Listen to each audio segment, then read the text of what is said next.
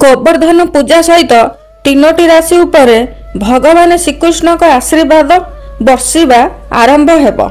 केउं तीनोटी राशि हेबे भाग्यवान आसंतु जानिबा। जदि चैनल को नुआ आछंती ताहाले सब्सक्राइब करिबा सहित बेल आइकन को दबाई दियंतु। चलंतु खबर उपरे नजर पकाइबा।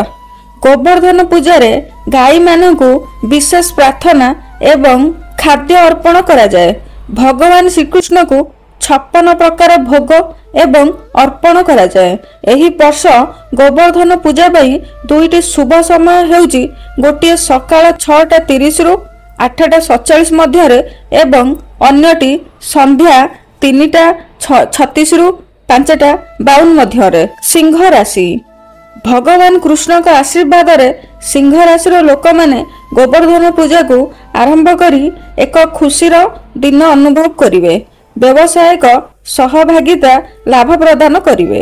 व्यक्ति माने सेमानंक क्यारियर रे प्रभावशाली पदवी हासिल करिवे एवं धन अर्जन करिबारे सफल हेबे। सेमाने धार्मिक कार्यकलाप प्रति आकर्षित हेबे। गोवर्धन पूजा रे देवतांकु लाल रंगर मिठा एवं ऋतुकालीन फल अर्पण करंतु।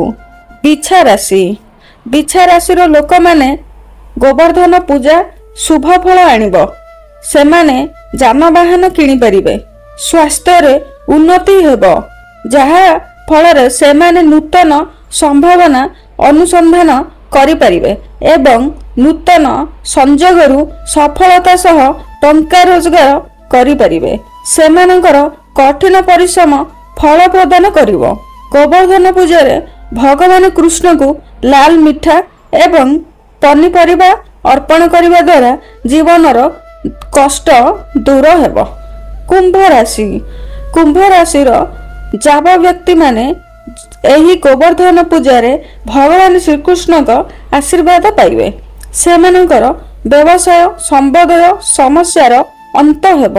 भगवान श्रीकृष्ण कृपा एवं सेमानंकर कठिन परिश्रम सहित सेमानंकर प्रभावशाली क्यारियर सफलता हासिल करिवे। धन अर्जन सहित जड़ित बाधा विघ्न दूर हेब एवं सेमाने धार्मिक कार्य रे आग्रही हेबे। प्रभु को सबुज पनीपरिबा एवं सबुज मिठा अर्पण करंतु। एही खबर केवल आपण को सचेतन करिबा उद्देश्य रे करा जायछि। आमे एहाकू करिबार साधारणतः सूचनार साहाय्य नैछु। वर्ल्ड टीवी न्यूज एहाकू निश्चिंत करे।